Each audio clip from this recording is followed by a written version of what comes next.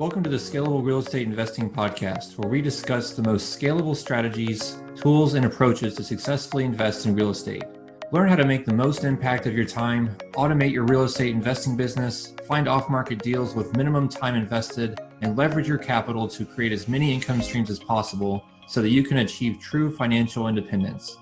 Thank you for tuning in. I'm your host, Mason Clement. Hi, scalable investors. Before we get into today's episode, I'd like to tell you about a group that I'm a part of called HiveMind. If you're serious about taking the next step in your real estate investing career, then this is definitely a group that you need to join. Some of our members are making $90,000 or more per month and as much as $300,000 on just one deal. And at the same time, you don't have to spend thousands of dollars like you typically would joining other mastermind groups. This is only $99 per month. And when you join, you'll gain access to a robust integrated CRM software that allows you to track your leads, run automated triggers, and ultimately scale your marketing efforts. So the difference here is that you're not left high and dry, but gain access to a support network that allows you to use that tool and learn from other more experienced real estate investors. So to learn more, go to scalablerei.com/HiveMind. That's HIVEMIND. Thanks a lot. Let's get into the episode.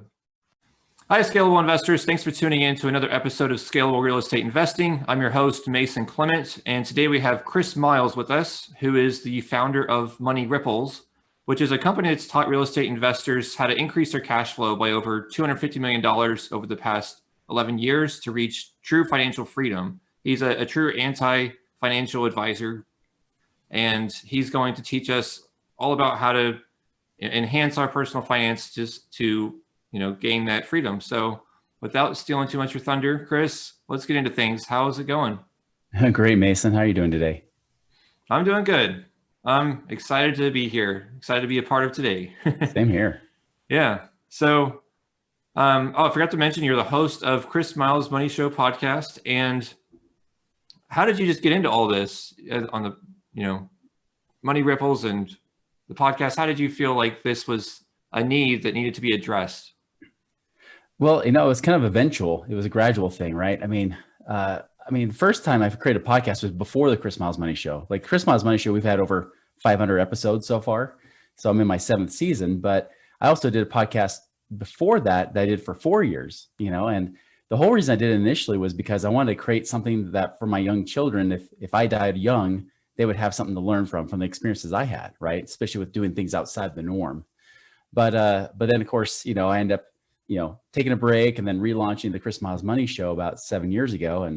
And most time now it's more like the frequently asked questions, right? I'd get clients asking the same questions over and over. And so I'd say, great, well, listen to this, so then I won't have to teach it again, I just leverage, right? Leveraging my time. But over the last few years, especially, I've realized it's become something much bigger than me. It's something that really does bless people's lives because it's something that provides an alternative space, to people listen to like the Dave Ramsey show, where they learn how to be essentially middle class, if at best their whole lives, and there's got to be something that gets people to excel, something that gets people to actually live a life of real freedom, not a life of scarcity and budgets, So that's what I really try to help people do. Okay. That sounds good. So how did you get into that? What is your background? Yeah, my background is kind of like what a lot of people do, which is nothing that you intended to do, right?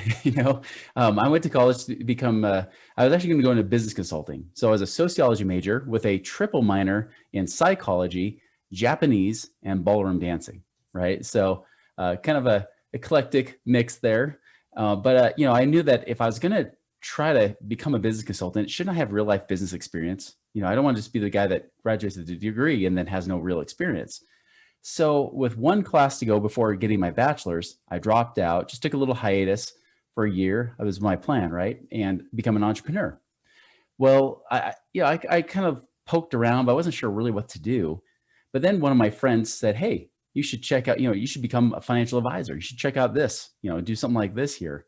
So I started doing that. I didn't realize they'd take anybody who could pass a test and has a heartbeat, right? I didn't know it was that easy to get in. I thought you had to really dress up and interview well and all that kind of stuff. And so I was chasing them, I was chasing them to become a financial advisor, not knowing they would hire me anyways. So I did that, and I started to really love being an entrepreneur, right? Like I love that freedom, that ability to control my time and my money and how much I can make, and essentially my own destiny. And so I actually dropped out of college. I didn't go back. I stayed out, kept going down that path. And I actually, this is back around 9/11, if you remember that, right? So this is almost 20 years ago. And I did that for 4 years. And then about the end of 2005, I remember, I was going to call up one of my friends because he quit that business. I trained him in my business, but then he quit my business to go be a real estate investor. So I thought, like, well, let's see how he's doing. I bet you he's broke. Let's get him to come begging back to work with me again, right? Boy, was I wrong. His dad and him partnered up together, and I said, hey, how are things going? By the way, Merry Christmas, Happy New Year, end of 2005, right? And he's like, man, things are great. Like, just in the last 4 months, my dad and I have doubled his income as a professor at the local university. And I said, wait, that's too good to be true. Come on, you're pulling my leg. There's no way he's doing that. He's like, no, I'm serious. Like, we're just rocking it right now. And so we started this argument about what's better, stocks or real estate, right? And finally he stopped me. He said, Chris, how many of your clients are actually financially free where they don't worry about money, not just retired, but they don't worry about money? And I thought about it. I said, well, none, because even the ones that are retired still worry about running out of money. He said, well, good job, Chris. Way to go. All right. Second question. He's like, if anybody's got this figured out, it should be you guys as financial advisors. So how many of you guys, I know some of these guys have been working since the late 70s in this business. How many of you are financially free, not off the commissions, but actually doing the investments you've been recommending, right? And I thought about it. And I was like, well, none, maybe one guy in our office is. And I found out later he wasn't either. And so he said, well, there's my point. And I said, great. You made your point, that you've got me. So what? What do I do? I'm not going to tell you, Chris, because I don't think you'll believe me. And I was like, well, come on, you got me to admit something here, that there's a fallacy. And I kind of already was having some of these doubts already, because I like reality. I like evidence. And I noticed that with evidence, people weren't becoming financially free. Even after decades of saving in 401k plans and IRAs and everything, maxing out 401ks, they weren't any closer to retirement. They were actually farther behind than they expected. And so he said, all right, well, if you're really serious about this, go get the book called Who Took My Money by Robert Kiyosaki, and then go listen to this radio show, this AM radio show, pre-podcast, right? This AM radio show about real estate, these two real estate guys on there. And so I started listening to that show for the next couple months, read that book, realized mutual funds stink. I get it. And then by about March, I realized I can't be in integrity and teach this stuff anymore. Like, there's no reason to be there. Even though my pocketbook was tied to this profession, I couldn't do it. So at that point, March of 06, at the height of my practice, I left. I said, I'm done. I'll never teach about money again. I quit, right? I will just be a mortgage broker, and I'll teach ballroom dancing on the side. That was my 2006 plan, right? Well, about a month later, I'm like, it's driving me nuts that these guys know something I don't know. Like I got to know this stuff. Like, how do they become retired by the time they're in their 20s and 30s? And so I started to learn from them. And by the summer of 06, I was able to become financially independent myself. I was like, holy crap, I'm 28 years old. Now what do I do with my life, right? And that's kind of what led it, starting in 2007, started leading me to start coaching and doing some stuff that way. And I know you saw in my bio, I retired twice. That's not a good thing, by the way. So, if I become financially independent twice, it's because I was no longer financially independent, right? So I did become financially independent in 2007, or by 2006. 07 going into 08, we started our business, and I launched it with some of these partners, right? And they said, Chris, we don't want you doing all these multiple streams of income, even though that's what we teach. Kind of ironic. Focus just on our business. This is our baby. Let's really teach a lot of these people, especially real estate investors, how to become financially independent, right? Well, the funny thing is that, of course, what happened in the real estate market, right? So a lot of those real estate investors started going broke because they were banking on appreciation, not cash flow. The other thing was happening, of course, is that I cut off all my income streams. Expenses went up, income's going down, and the next thing I know, I'm in the hole $16,000 a month. Where before I was like millionaire status, now I'm upside down millionaire, where I eventually ended up in the hole over $1 million. And so by 2008, I'm freaking out, right? trying to figure out what to do. And so I stopped teaching people how to get out of the rat race because I'm like, again, I can't be out of integrity and teach something I'm not doing. But I did start teaching people how to be resourceful, and that's kind of where my ebook, The 7 Secrets to Free Up Cash a Day, came from, was for me just figuring out how to find money and then teaching other people to do the same.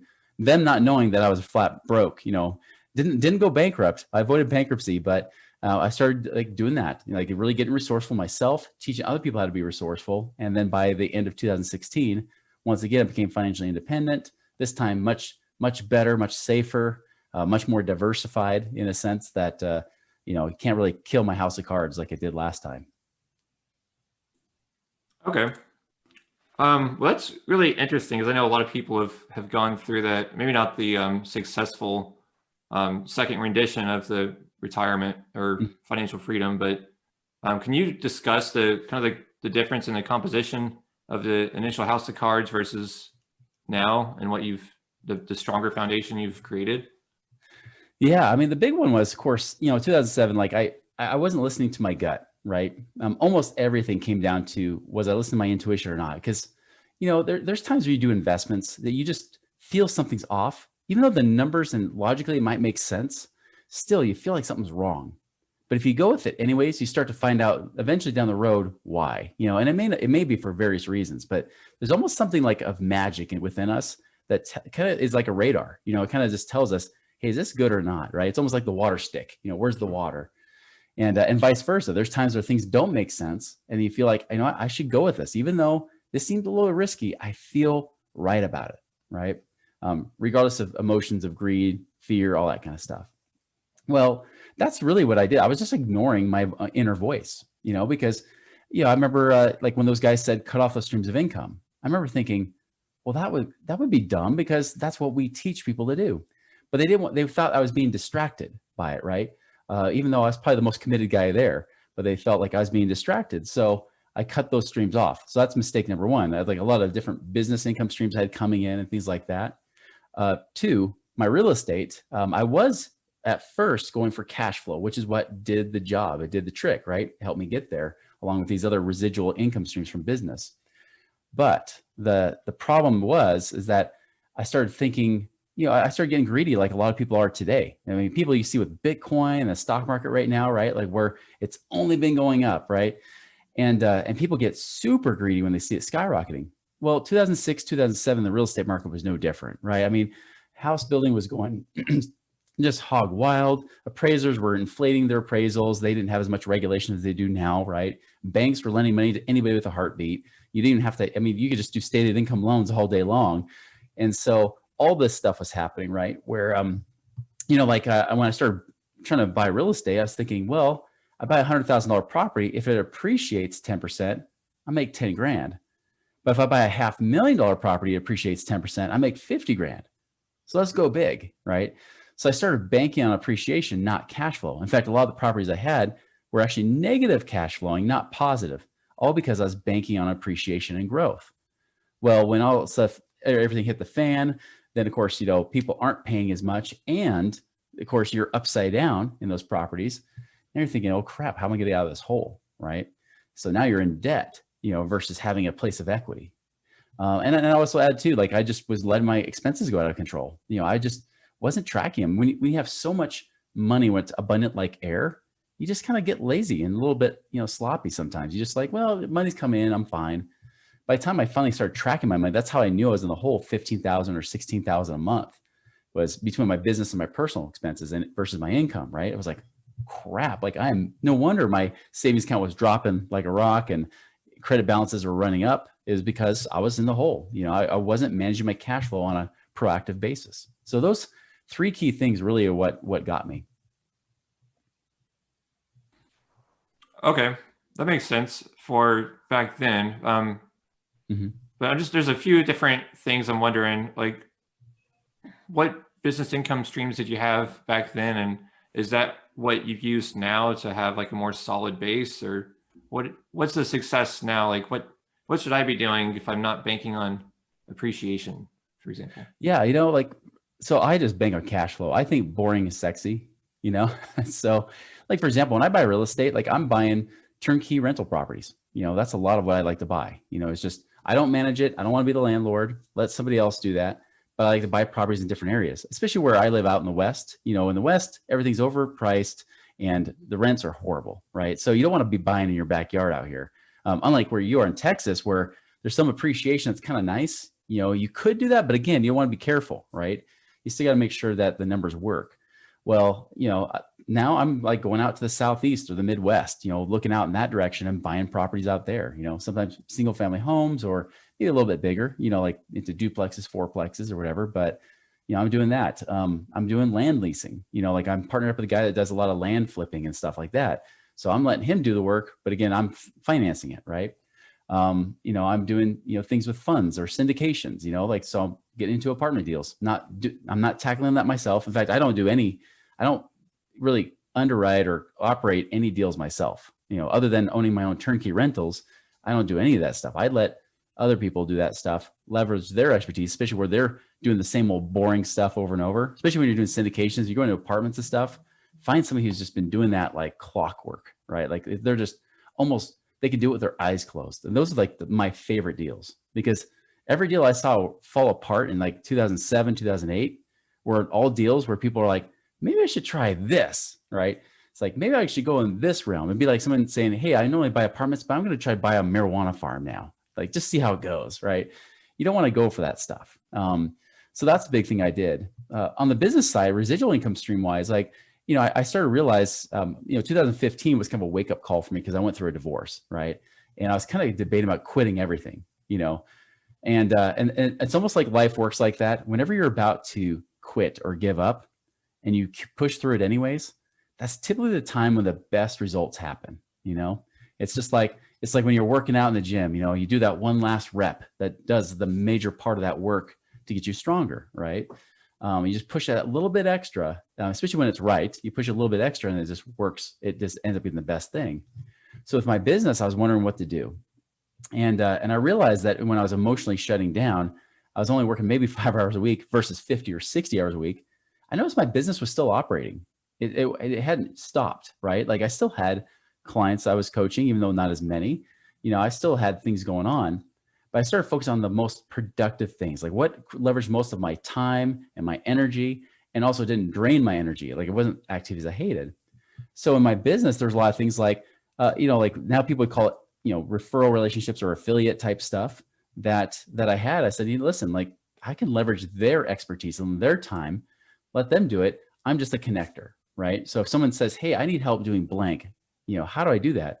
Well, obviously, if I'm not the guy, my next question in my mind is, okay, who do I know that can help them do that?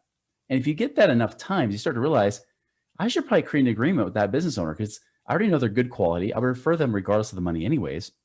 Let's connect them. Let's create a real official deal here. And you can't do that with everybody, right? Like there's some professions where you need licensing. Like, you know, I can't split deals with realtors because I don't have a real estate, you know, agent license or anything. You know, I'm not a broker. I can't split deals on mortgages anymore. Although I used to back in 2006, 2007, you know, where I was able to do that when I had a license. But, you know, but other than that, if it's normal business, you can start, you know, venturing, you know, joint partnering on things together and helping each other. Really, you create a win-win-win transaction because it's a win for the person you're referring them to.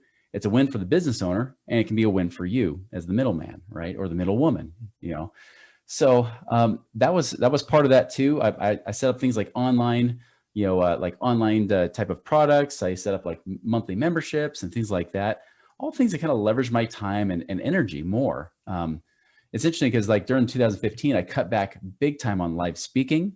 I cut back on networking especially. I found out I was probably doing about 5 to 10 hours a week networking, and mostly local. And I was like, wait, I've got this podcast I'm doing, you know, internationally. Why not focus more energy there and do that kind of stuff? And so I started focusing more on the podcast, and then just naturally things come from that. I've got sponsors that come from that. I've got, you know, traffic and, you know, like naturally advertising, they pay you just like YouTube pays you. I'm not quite at that place with YouTube yet, but working on that. But I've got friends that make $75,000 a week from YouTube, you know, like it's just crazy, you know, that the stuff they can create. So that's kind of stuff that you can use to create some certainty around, you know, your other investments too. You know, like it doesn't matter if one of those shut down, you've got so many other income streams coming in. It doesn't matter. You know, that's that's where I feel like that's where real freedom is that you've got a contingency plan for just about everything you can plan for. Okay. That's interesting. You mentioned land leasing. It's not really a common thing. Could you discuss that a little bit more and how that works? Yeah, I mean, like I said, I partner up with a guy that does that. I mean, usually what's going on right now is I mean, you find land, raw land, right? There's no tenants, there's no toilets, there's no trash. That's the nice thing. You just find raw land. You don't most of the time you don't even have any plumbing or electricity, right? It's just land, and there's a lot of it. And at the same time, there's not a lot of it, right? But the cool thing is because it's such a non-competitive space, it's those that are in it love it because they're not, it's not like being a wholesaler where you might be fighting with, 5, 10, 20 other people in your same market, right? And you're trying to, out market them or do whatever you can to come out on top. With them, there's not really that much competition. So the type of land they usually look for is often the raw land that either could be bought by developers, right? But it might not be. It could just be land that you end up buying for really cheap. You might buy it for a few $1,000s, but then you can turn around and sell it for 15,000 per acre, right? You could sell it to a farmer that's just next door. A lot of times that's been the traditional thing is you buy land from somebody who's selling, they're putting out feelers just like a wholesaler would, right? You're putting out feelers like, hey, if you're selling, let me know, I'll buy it from you. So you sell this raw land and then you just say, hey, I'm going to offer it to your neighbor, to the neighbor, like offer to sell it to them first. If they don't want it, you can offer to sell it to more of the public, right? Lately, it's amazing because, one, land is very, very short supply, especially with builders. So that's been a big thing. But also a big thing has been people that are preppers, people that just want land, somewhere to escape to, especially with COVID, this kind of post-COVID world we're in, right? Now people are like, hey, I want a place I can escape to, somewhere that maybe is off the grid, or something I can just go hunt on or just go ride my ATVs around or wherever it might be, right? They just want land to play on sometimes, or possibly to live on, to build a home on. So now there's so many different ways to leverage land. And yeah, you can flip and just sell it for a flat price, or you can sell or finance it over a year or two and make great cash flow, make more than your money, and sometimes make a 50 to 100% type of rate of return each year on that money you're investing with. So it's a pretty cool deal. Okay, so by land leasing, you just mean the owner financing? Yeah, deals? It could be seller financing. It could just be flipping. It just depends on the situation and what works. Okay, and you're just like partnering on the deals with that land flipper? Yeah, exactly. Okay. Just do a little 70-30 split, pay them to use this team that's out in the Philippines that does all the heavy lifting, and I just finance it. Okay, so which which allocation are you getting, the 70 or the 30? I'm getting the 70, yeah. Okay, because you're putting up all the capital and they're basically getting 30 because they're using their team, their system infrastructure, and they're spending on the marketing. Yep. To find the deals. They take a one-time flat fee plus then the 30% on top. So that's how they operate on theirs. Okay, I haven't heard about a flat fee. That's interesting. How much is that? That one's $100,000. So 100,000 flat fee, and then you can only invest between 50 and 100,000 with them. And but from that point on, that's a one-time fee. So even if you keep them going beyond the 3-year contract, it's just still 70-30 split. Okay. Huh. But so you're saying like is a one-time upfront fee, and then each time you invest, you could do like a lump sum of like 50,000, for example, and then they use that for multiple deals. Exactly. Yeah. So like a retainer. So they'll only take a total between 50 and 100,000 because it really doesn't take a lot of cash to do this kind of stuff. So they want to make sure they can still make it work, get the best bang for your buck. So for example, if I do 200,000, 100,000 pays their fee, 100,000 actually gets invested in those deals. Conservatively speaking, we hope to make about $5-6 grand a month on that money, so on average, sometimes it could be more, sometimes less, but depending on which deals turn over and that kind of thing. But yeah, that's still, compared to my turnkey rentals where, if I invest a total of $200,000, I hope to make about $2,000 a month cash on cash, right? Of net profit, if I can make $5,000-6,000 a month of the same cash, that's pretty good leverage despite half of it going to a fee. Okay, that's pretty interesting. And I guess they just doing it across the country, right? Exactly. Yep. Okay. Cool. So you briefly hit on your book, The 7 Secrets to Freeing Up Cash. What does that mean? And could you go into that a little bit more? Yeah, because during the last recession, I mean, the number one question people had on their mind was, it wasn't about where to invest. It was always about how do I find the money to invest, right? Because things were getting tight. We had, gas prices were skyrocketing at the time. We had all kinds of situations going on, right? So I was teaching, of course, the thing that I knew how to do, which was how to find money, because I was desperate. I didn't file for bankruptcy, so I was trying to dig out of this hole, right? And I already had started to do a lot of that stuff for about a year prior to teaching this. So anyways, a big part of this, like some of those secrets that you'll see, I mean, the ebook's right on moneyripples.com, but some of them you'll see is like, one, of course, is tracking your money. I mentioned I stopped tracking my money, right? Tracking not just your expenses, which is what all the savers do. The Dave Ramsey fans will track your expenses like a hawk, right? But track your income too. Like, know how much is coming in, how much is going out. See the full circle, the full flow of money, right? If you understand that, you can start to see where you can make some corrections. The crazy thing is, whenever I have people actually track their money, they don't even have to be cheap or live on a budget. In fact, you should even create a budget until you've done this for at least 6 months, right? Until you know what's going on, you really shouldn't have a budget. And so when I have people track their money, it's funny, the ones that are the busiest will usually find the most money. The ones that say, I'm just so busy, I can't track my money. My business has got me going so hard or whatever, right? Well, then, track it, just try it. I use tools like mint.com, for my personal stuff, right? And that's good for you've got an app there too. I don't use the app personally, I just use the website. I've done that for over 10 years, but you can use an app too. For business, I use QuickBooks, right? And so now I regularly check on those things, update the numbers. The cool thing is it does it for you, just like QuickBooks does, right? Eventually it starts to learn and be taught.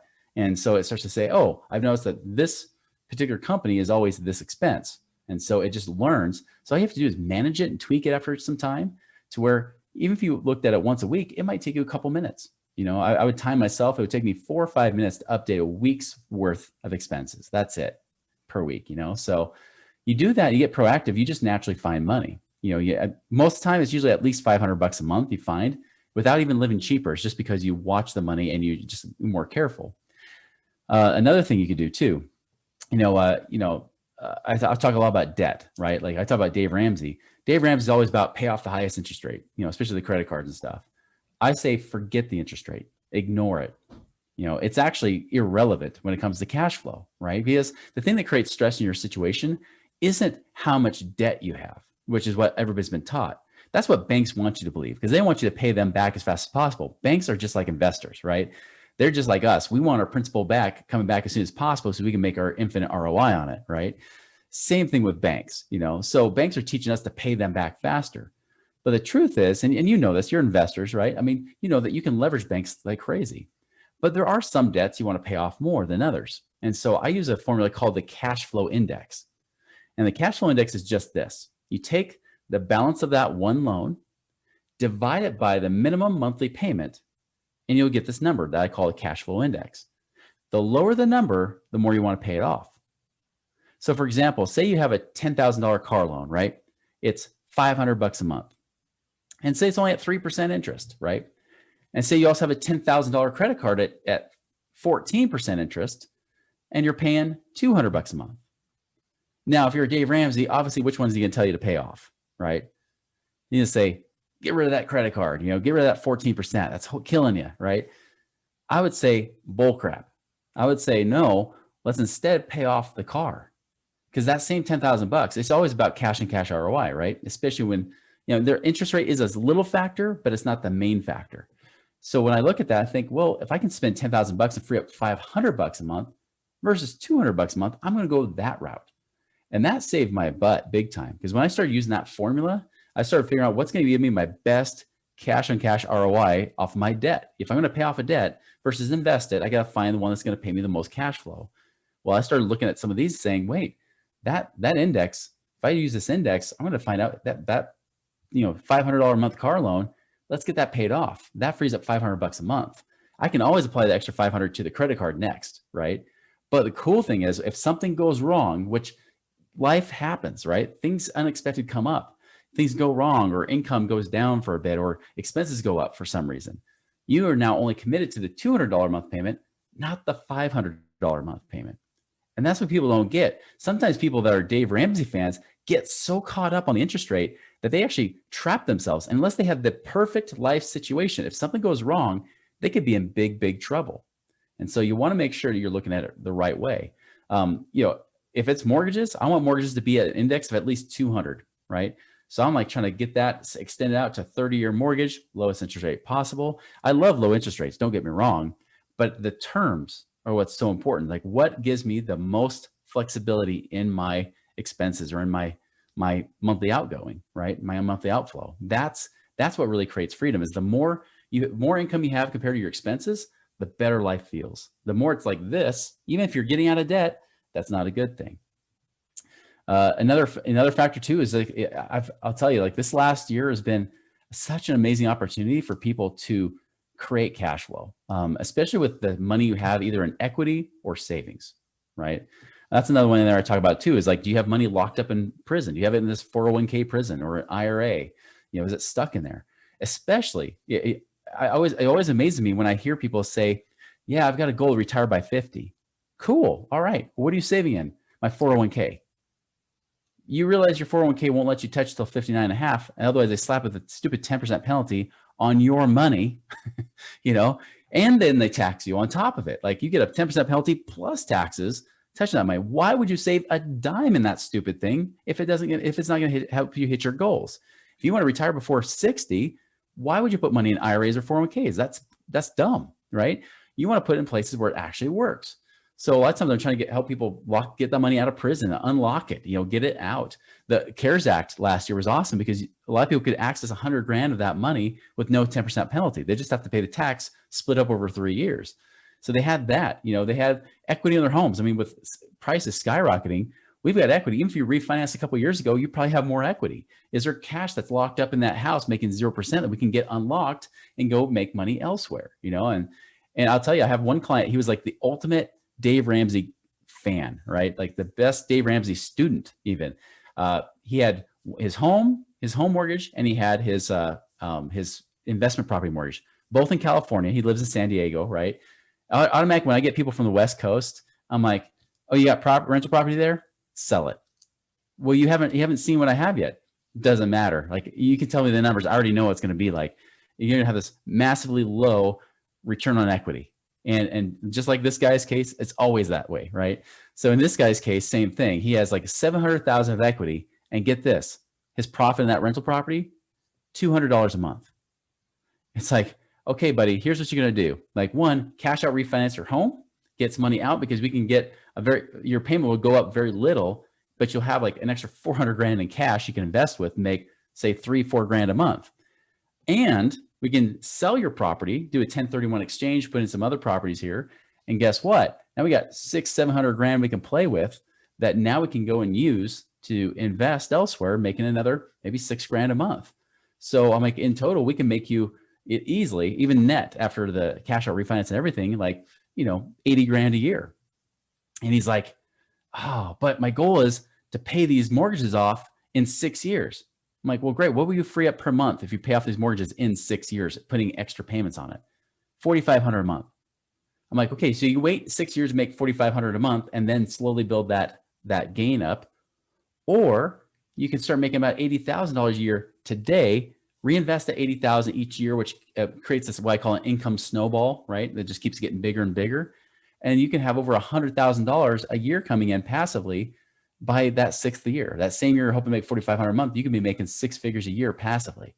It's like, I don't know. That seems kind of like a no-brainer to me, But I run into that situation all the time because, again, financial advisors are not trained to teach you to be wealthy because they aren't either, right? It's like the blind leading the blind. Why would we follow people that aren't doing squat or they're just throwing their money into the market, gambling it away, hoping they might make something because the last 12 years have been up, which means the next years, who knows what's going to happen, right? Because it's generally the Wall Street waltz is 2 years up, 1 year down. That's the average. So if we've had 12 up years in a row, guys, we could be heading to something pretty major if you're trying to gamble all your money in the stupid stock market, where I can make consistent returns in real estate, just and having tax advantages with it too. I'm like, the tax advantages and the growth potential, everything else, you can't beat real estate. It's the market looks like a joke to those of us. And I know A lot of you guys already get this, right? But the rest of the world, the rest of the nation, they don't get it. Like they really think that how they're going to be free investing in these mutual funds. And I've already proven by the numbers over and over, you can't retire off of that. Not with a good amount of money. You can retire kind of low to middle, maybe middle class if you're lucky, saving in dumb mutual funds. Rich people don't do that stuff. Yeah, it's funny that it actually echoes a lot of what my past guests have said as well. So yeah, I fully agree with all of that. And actually, speaking of a past guest, we did have someone else on, or a couple people speaking about infinite banking and dividend paying whole life insurance policies. So do you also use that in your toolkit? I do, but you got to be careful because the first infinite banking policy I was sold was in 2006, right? Because those real estate investors were raving about infinite banking. And I was a financial advisor. I had never heard of it. In 4 years as a financial advisor, never heard of the term infinite banking. Well, they taught it, but the way they designed it and the way they had it designed by their insurance guys was all high commissions, high costs. And you had to wait, 5, 10, 15 years before you had any decent amount of cash in there to leverage, right? I now do a strategy and actually design these myself. I'm actually insurance licensed, right? So I design these what I call max ROI, infinite banking, which is low cost up front. So you get max returns. And so in most cases, whatever you're putting in per year, by about the 5th or 6th year, not the 17th year, which is the typical way to do it, but by the 5th or 6th year, you have just as much money as what you paid into it. So it really becomes this tax-free supercharged savings account if you use it right.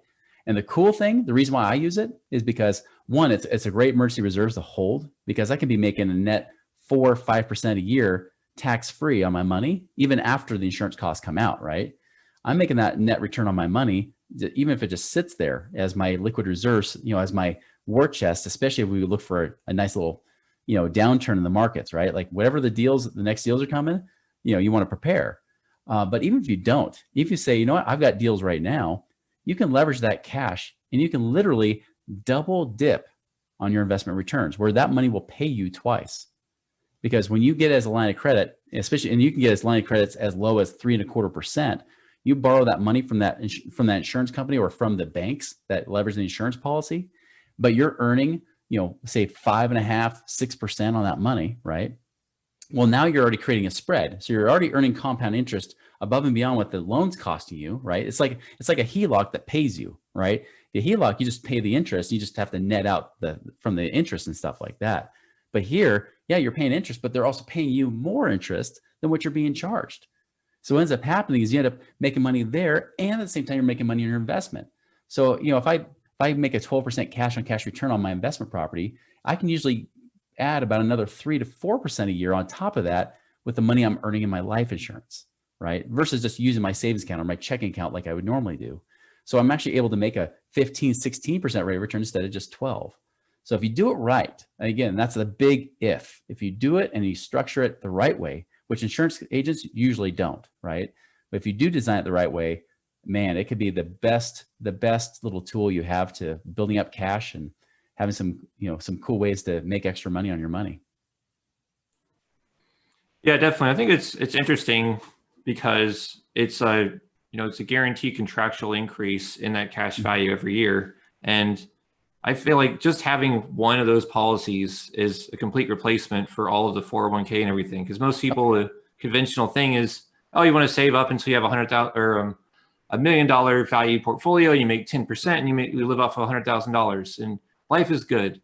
Yeah. Well, that obviously ignores inflation and a lot of other variables, but with this policy, it's it's going up, and it's not subject to those market fluctuations, right? It's mostly it's dividends because you're a member of that insurance company, right? But also the interest from pretty secure bonds. But regardless, it's the insurance company that's guaranteeing that increase in value. So exactly, I feel like that's inevitably going to go up to over $1 million as long as I contribute to it. And like you said, it's really a savings account after a few years anyway, which I kind of see as like a vesting period, similar to 401k, like much shorter vesting period. Yeah, it's like a lot like a Roth IRA, right? Because it uses after-tax dollars, it grows tax-free, comes out tax-free. The big difference is the Roth caps you at $6,000 a year, and many of us can't even contribute to a Roth because we make too much money, right? So Roths, if you think about it, Roth IRAs and normal IRAs and 401ks, were really designed for the middle class, for really the poor class, the people that are ignorant, right? They design it for those people to just stay in their ignorance. The rest of us that want to be away from that, that want something better, we got to do something different. We got to do something better than that. And the fact is, like with life insurance, you can put in almost as much as you want. I got some people putting in $5,000 a year as a max contribution, not the required, but a max, and other people putting in $500,000 a year max into it, right? So that's the cool thing, is that you can really adjust and use it however you want. And there is no 59.5 rule like you get with Roth IRAs or normal IRAs. You can use that money just like a savings account. And the only difference between that and a Roth is that Roth, when you invest in it, it stays inside the Roth. Here, you invest it just like a savings account. So whatever you do, whatever investments you do gets taxed however they get taxed, right? That's the main thing. But still, even if you're looking from a guaranteed, like you said, guaranteed return standpoint, even if you didn't invest with it, yeah, it's going to grow just like a Roth, but you can dump in way more cash in there and you can access it at whatever age you want. Yeah, definitely. And it's also easier to, you designate your beneficiary and then you don't have to go through like a probate or a will or anything. It's just kind of skips that entire process as well. So yeah, very easy to access. I can get my money within about a week and a half too, whatever I request. It's pretty simple. Yeah. Okay, great. One of the last questions I have is back to like the turnkey rental properties. So what if like a cash out refi is not really going to do much for you? You might get some money back, but if you're only making like a few $100s cash flow, which is enough to probably pay for the taxes and insurance at the end of the year, maybe get some rent ready CapEx for the next tenant, then I guess even if you just paid the taxes on it, do you feel like that would still be more beneficial just to get that money out of there, just to get your initial capital back? From the investment property? Yeah, from that like low cash flowing investment property. If it's low cash flowing and there's equity in there, a lot of times the best thing to do is just sell it. Just sell it. I mean, you could do a 1031, you could not do a 1031. Depends on what you want to do with it and situation and your tax circumstance. But I mean, lately I've had a hard time looking at cash out refis working. In fact, I actually looked into it myself, even just a simple rate and term refinance with one of my properties in Memphis. And with how jacked up the banks are right now with rental properties at Fannie Mae, the interest rates just skyrocketed, and in fact, that bank told me if I wanted to do a refinance, they would charge me 10 points on the origination, 10 points, even another bank, they still said, well, we're still going to charge you at least 2 points. I'm like, good grief. You're trying to prevent us investors from getting cash out of these things. So especially in that situation, sell it. If it's not cash flowing, get rid of it. I generally like to look as a rule of thumb. And again, this is based on whatever type of properties you find, right? Because the better the return, the more enticing it is to sell. But like when I start seeing the cash on cash return down around 6-7%, that's about the time, or sorry, not my cash on cash, my return on equity down around 6% or so. That's about the time I say, I could probably buy 2 properties and about almost double my cash flow with this equity in here. So when I start to get down around 6-7%, that's when I start becoming more hyper aware. So like that Memphis property, I've got about 70,000 of equity in it, but my cash flow is about $420 a month. So it's getting close. If that thing starts appreciating a little bit more, maybe another 20 grand or so, I might consider selling it, if it does keep going up. But right now it's amazing cash flow property. It's still, compared to the investment I put in, it's paying me about a 16% cash on cash return. So I'm not going to stop that. But that's the thing, is like, it's always about the numbers, always revisiting it, watching it. And especially with prices skyrocketing the way they have, if you haven't done it lately in the last 6 months or so, you should probably revisit your values and see whether your return on equity is high enough, if you're really making the money you think you should be making. Okay. And how are you finding turnkey properties that are actually cash flowing? Because I've always felt like the cash flow just really sucks for a turnkey rental, at least if you buy like on the market. So you just buying off market deals, sending out mailers and stuff? Well, they're kind of off the market a little bit. So I usually use turnkey companies. I have different turnkey companies and friends that I have through my masterminds and things like that have properties all over the country. So I'm on all their email lists. There's about a half dozen of them or so that are sending me emails on a regular basis saying, hey, here's this or that. And I'm just watching to find the right deals. And sometimes one company has a really good stuff. And then next thing you know, the pendulum swings and their stuff stinks. And then I'm looking somewhere else, and or they might all be great. And it's just a matter of picking whichever areas you want. Right. And I think that's the best way to do it is find the right people, the right turnkey people, especially the ones that have a good track record, and you leverage and use them. If you're now, you can find the off market deals yourself, but again, I don't buy in my backyard, and to try to look all over the country would be tough, right? So to have somebody who already has boots on the ground, that's already finding this stuff, they're making them rent ready for you, so you don't have to buy them in as is condition. That's, in my opinion, that's way easier, way less headache than trying to find it as this condition and then renovate it myself with whatever contractors I'll find in that area. That's a kind of a big gamble, a big risk. And, you don't want to be caught, losing a bunch of money just trying to fix up a house so you can finally rent it and make little cash flow. Yeah, that is interesting. I mean, the company that you're partnering with, it's very easy to see how they're adding value there. And I guess they're not even presenting a property to you unless it has some healthy cash flow, or if it has shitty cash flow, then you would just move on, like you said. Yeah, exactly. The one criticism people will have of turnkey companies is often you're buying at full retail price, right? You're buying at just about appraisal or just below it. I'm okay with that as long as the numbers work. Because again, I used to bank on appreciation. Now, all things being equal, of course, I want equity in the property right from the get-go. That would be awesome, right? But again, I don't like to be the active investor. That's just my thing. If you're an active investor, leverage your time and your energy and do that, especially if you love it. For me, I don't love that stuff, so to focus on what I do love and then let other people do that kind of thing.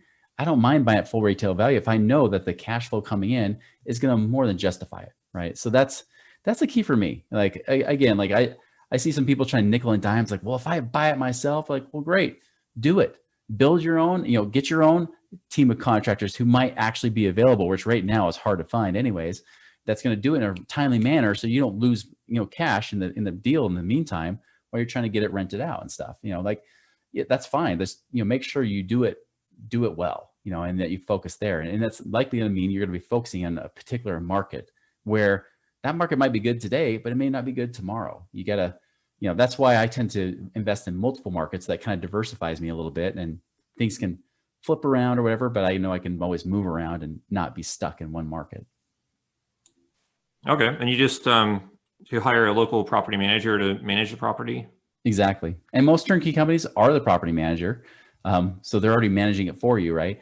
Some, I don't mind them doing this. Some will actually, get a third party property manager, but that property manager, their number one client is that turnkey company. So if they piss the turnkey company off, that company's going out of business, right? So usually you get some good leverage, but there's different accountability too, because it's not the same company. If it's the same turnkey provider, I don't mind the turnkey provider also being the property manager, but sometimes the accountability is a little bit iffy because it's a one person. It's all kind of bottlenecks to one person if there's an issue, right?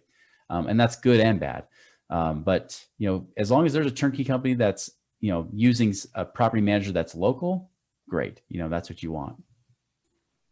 Okay. And how would I go about finding these turnkey companies? You just Google around turnkey company and then Memphis, Tennessee, or you just find in that market?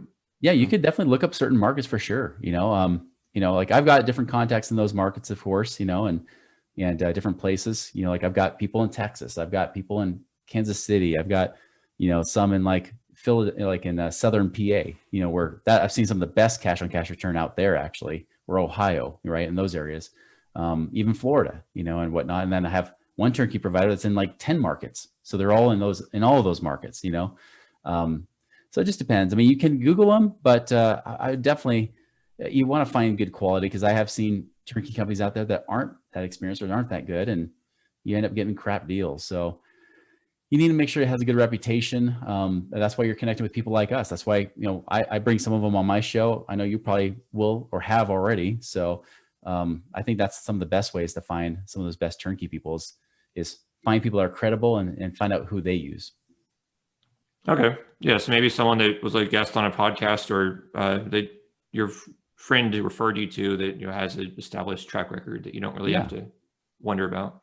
Exactly. I mean, it took me, really the last decade almost, to find the ones I'm using right now, and I mean, most of them I found within the last year or two, right? Because I joined different mastermind groups and things like that. Like I'm in one that has a bunch of wholesalers and flippers, but there's also a lot of turnkey guys in there too. So I found some great contacts there, So yeah, it's about. I think some of the best ways to find them is finding them through people are experienced, that are really like credible themselves. And it's like asking, well, who do you use? Who do you go through? Or you can Google a certain location if you're looking location specific, but often you might just find out and say, hey, who do you know that is a turnkey company in blank? That might be the best thing to do. Yeah, that's actually really interesting. Even if you're not an active real estate investor, joining a mastermind group, and hopefully not one that's cost prohibitive that takes away all of your initial investment. But I guess if it's cheap enough, or a lot of people say like local RIAs and stuff, but my experience with local RIAs has not been that great. Yeah, that's hit and miss. Yep. Yeah. I mean, yeah. And a lot of them will try to sell you to join their other mastermind. It all depends on each local RIA. But anyway, Right. yeah, if you find a solid mastermind, it makes a lot of sense. And you might already be in one if you're listening to this podcast and you already are an active investor and you're in a mastermind. So so you can go to that mastermind and say, hey, who do you guys know? And you can always start there. Yeah.